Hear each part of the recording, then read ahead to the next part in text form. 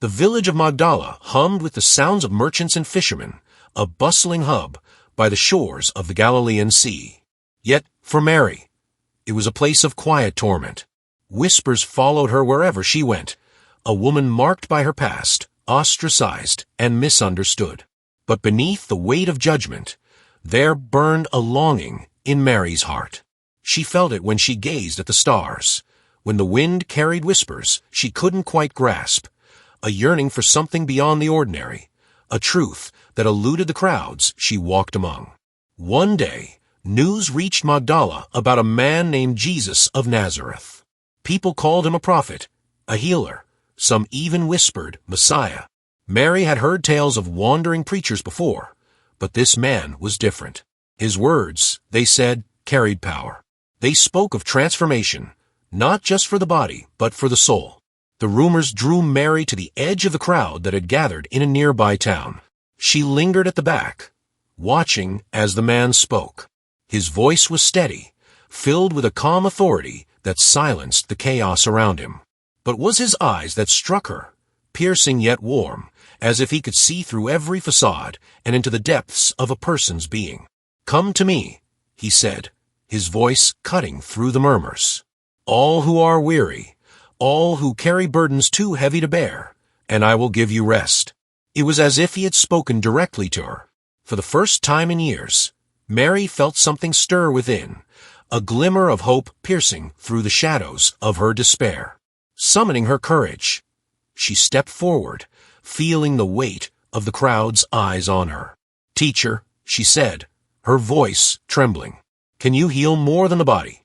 Can you heal the soul?" Jesus turned to her, and in his gaze, she felt no judgment, only understanding. "Your faith has already begun to heal you," he replied. "Follow me, and you will see wonders greater than you have imagined." From that moment, Mary's life was forever changed. She left behind the life she had known, the whispers of the villagers, and the burdens of her past. She joined Jesus and his followers, walking a path that was both exhilarating and terrifying. But even as she became part of the group, Mary sensed that her journey was unique. Jesus spoke to her in ways he didn't with the others, sharing parables and truths that seemed to hold deeper meanings. She listened intently, feeling as though each word was unlocking something within her, a door to a world she had always known existed but could never reach. Little did Mary know, this was only the beginning. The road ahead would lead her to revelations that would challenge everything she thought she understood about life, faith, and the divine, and would set her apart, not just as a disciple, but as someone entrusted with secrets too profound for most to bear. As the days turned into weeks, Mary found herself not merely a follower, but a confidant to Jesus. The other disciples noticed it too, though they rarely spoke of it openly. Peter and John exchanged glances when Jesus paused to address Mary directly after a parable. James furrowed his brow whenever Jesus lingered with her during the evening discussions. "Why her?" Peter asked one night as they camped by the sea. His voice was low, but it carried the weight of his doubt. Jesus, who had been staring at the shimmering water, turned to Peter. His expression was calm, but his words carried a gravity that silenced any further questions. "Those who seek deeply," he said, "are shown depths beyond the surface." Mary's heart is open. In her, I see not just faith, but understanding. Mary, sitting a short distance away, heard his words and felt both humbled and burdened. What was this understanding Jesus spoke of? Why her, indeed? One evening, as the campfire flickered against the backdrop of a vast and star-studded sky, Jesus called Mary to walk with him. The air was crisp, the kind that carried whispers only the heart could understand. "Mary," he began, his voice quieter than usual, "do you know why you were called?" "I'm not sure," she admitted, her eyes fixed on the ground. "All I know is that I couldn't stay where I was. There was a pull, something I couldn't ignore." Jesus nodded. "That pull is the voice of truth. Few hear it, even fewer heed it. But the ones who do, they are given eyes to see the unseen, ears to hear the eternal."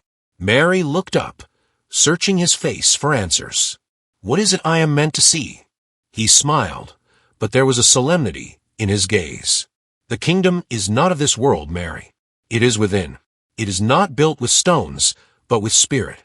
And it can only be known by those who seek not with their minds, but with their souls." That night, Jesus shared with Mary teachings he had not revealed to the others. He spoke of the divine spark within every person, a light often buried beneath fear and ignorance. He explained that the path to the kingdom was not about rules or rituals, but about awakening, remembering the connection to the divine that had always been there. "These truths," he said, "are not for everyone. Many would dismiss them, others would twist them, and some would seek to destroy them. That is why you must guard them, Mary, not as a secret to be hidden, but as a treasure to be given only to those who are ready." Mary felt a weight settle on her shoulders, a mixture of awe and responsibility. "But why me?" she asked. "Why not Peter or John? They are strong. They are leaders." "Because strength of the body or voice is not what carries truth," Jesus replied. "It is the strength of the heart, the clarity of the Spirit.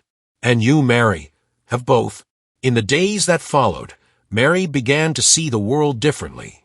The teachings Jesus shared with her illuminated everything. The way people clung to illusions of power and control, the way fear governed their choices. She saw the beauty in the simplest things: a bird in flight, the rustle of leaves, the laughter of a child. But she also saw the darkness, the resistance to truth, the anger that flared when Jesus challenged the religious leaders, and the tension growing among the disciples as their journey brought them closer to Jerusalem. And through it all, Mary kept the teachings close to her heart, knowing that what she had been entrusted with was both a gift and a burden. She could sense that the time would come when she would need to stand firm in these truths, even when the world around her crumbled. For now, though, she walked beside the one who had opened her eyes, learning, listening, and preparing for a destiny she was only beginning to comprehend.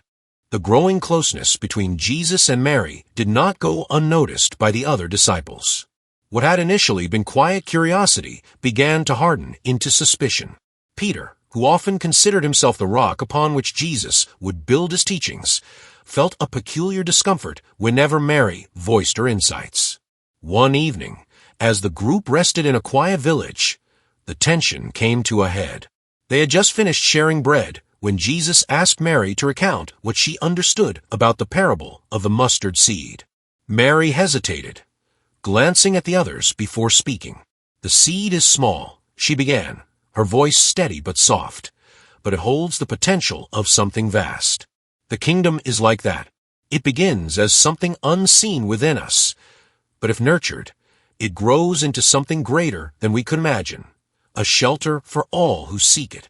The disciples murmured amongst themselves, and Peter's voice broke through the din, and yet, he said, his tone sharp, "Why does the Master choose to explain such things to her? What makes her more worthy than any of us?" The air grew heavy, silence falling like a shroud. Jesus turned his gaze to Peter, his expression unwavering. "Peter," he said, "do you believe the kingdom is about worthiness, or do you believe it is about readiness?" Mary sees because her heart is open. She understands because she listens, not to argue, but to learn. Peter looked down, chastised but not convinced.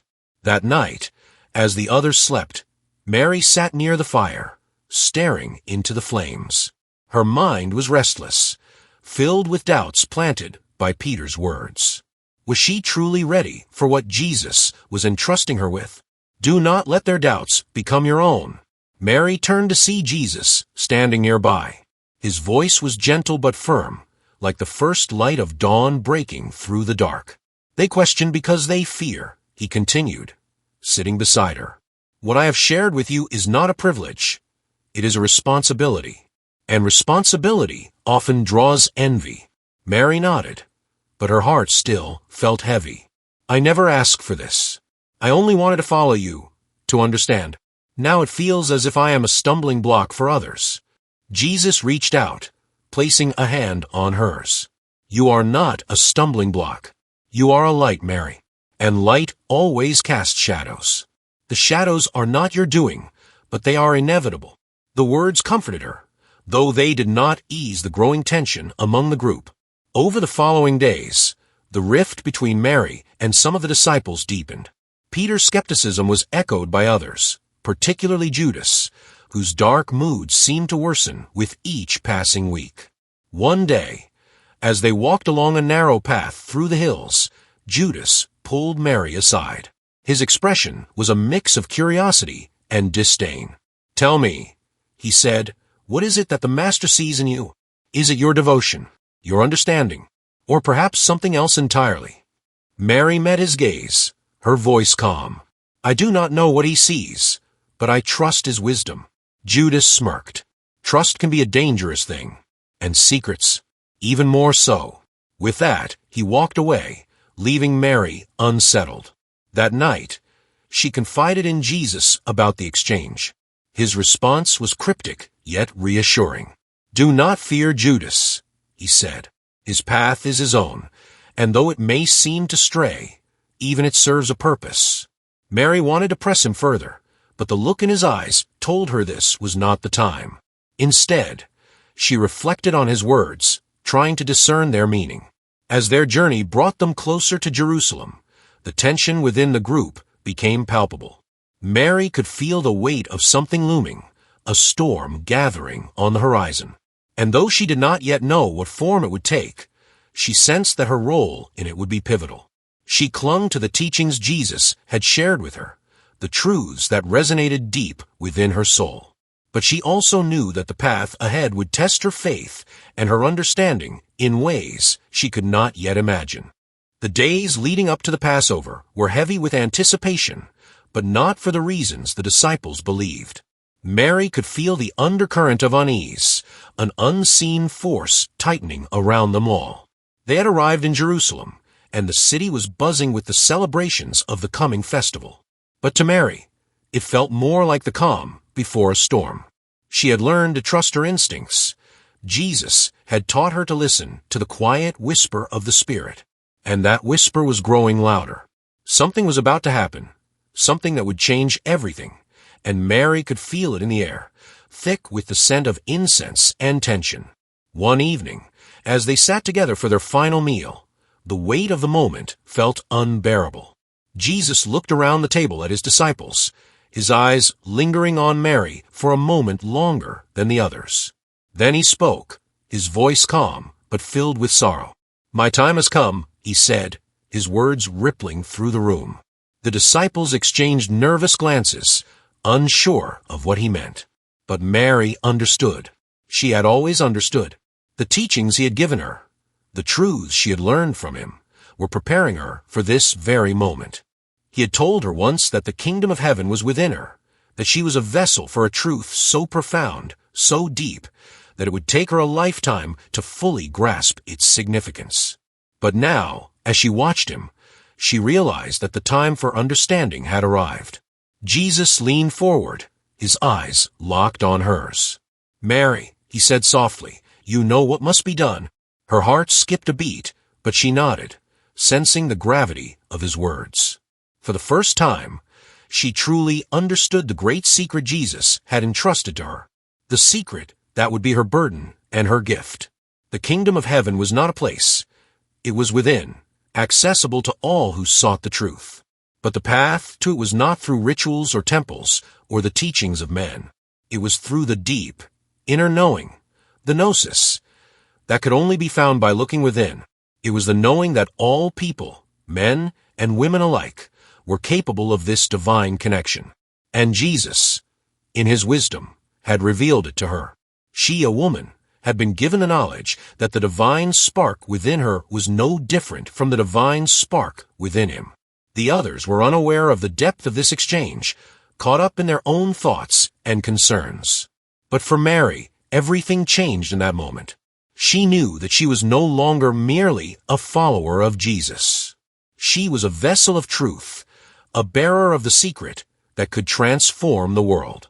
As the meal continued, Jesus spoke of betrayal, of sacrifice, of death. But Mary's thoughts were elsewhere. She was preparing herself for what would come next. She knew what was at stake, and she understood the cost of carrying such knowledge. Later that night, when Jesus was arrested, Mary's heart was torn between fear and resolve. She had seen the storm coming, but nothing could have prepared her for the sight of Jesus bound and led away by soldiers. The other disciples scattered, afraid for their lives, but Mary remained, watching from the shadows, knowing that this was not the end. It was only the beginning. As the events unfolded over the next few days, Mary's understanding of the secret grew. She knew that the crucifixion was not an end, but a transformation. Jesus was not dying to atone for the sins of the world in the way the disciples believed.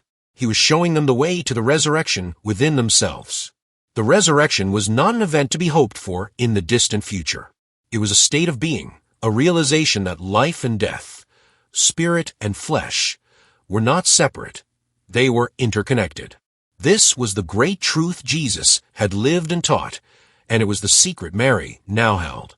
The morning after the crucifixion was eerily silent. The city that had once been alive with the cries of a crowd now seemed to carry an oppressive stillness. The followers of Jesus were in shock, their world shattered. But for Mary, the silence was not empty. It was filled with a quiet knowing. The teachings she had received from Jesus, the secrets he had entrusted to her, still reverberated in her heart. She knew the journey had not ended. It had only just begun. As the days passed, the other disciples drifted in and out of despair, unsure of what to do next. But Mary remained steadfast. She knew that Jesus was not gone. His teachings, his presence, were alive in every part of her being. Then came the moment, the one that would forever change the course of history. Mary was among the first to visit the tomb, her heart heavy with grief. But when she arrived, the stone was rolled away. The tomb was empty.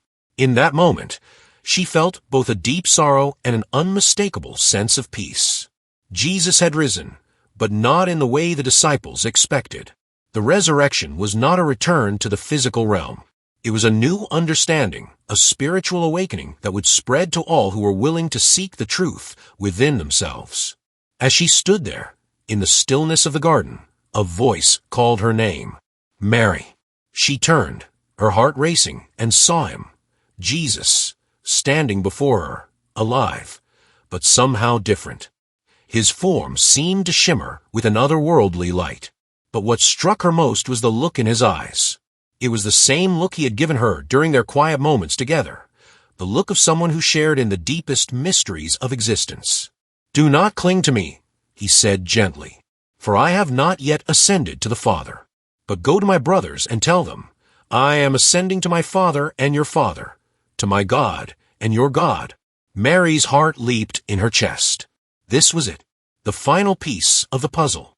Jesus had transcended the physical, and he was inviting all to follow him, not through rituals, not through dogma, but through the path of inner awakening. The divine was within, and all were called to realize it. She ran to find the disciples, her breath quickening with excitement. She was the first to witness the risen Christ, the first to understand the true nature of his resurrection. And she, a woman, was entrusted with sharing the news. When she found the disciples, they could scarcely believe her words. But Mary did not need their belief. She had seen the truth with her own eyes. Jesus had ascended, not in body, but in spirit. The resurrection was not about a return to life in the flesh. It was about the awakening of the divine within each person. It was about gnosis, the direct experience of the divine that transcended all earthly understanding. As the years passed, Mary would continue to carry this secret with her. She would travel far and wide, sharing the teachings of Jesus that were hidden in plain sight. She would speak of the divine union of the human and the divine, of the resurrection as a state of being, and of the importance of inner knowledge. But the message she carried was not without its opposition. The early church, eager to establish its power and authority, would suppress the teachings that Mary knew to be true. They would attempt to silence her and erase her from the narrative of Christianity, casting her as a mere sinner or a prostitute, rather than the spiritual leader she was. But the truth Mary carried was too powerful to be erased. It lived on, quietly, in the hearts of those who truly sought the inner path to awakening. Over the centuries, the Gnostic traditions would rise again, often in the shadows, but always alive. And Mary Magdalene, the woman who knew Jesus' greatest secret, would remain a symbol of the divine wisdom that lies within us all. Her story would not be silenced. The secret would not die. And as the centuries passed, the whisper of her truth would echo through the ages, calling those who were ready to listen to the message she had been entrusted with. The kingdom of heaven is within you. The resurrection is not a future event. It is a present reality, available to all who seek the divine within.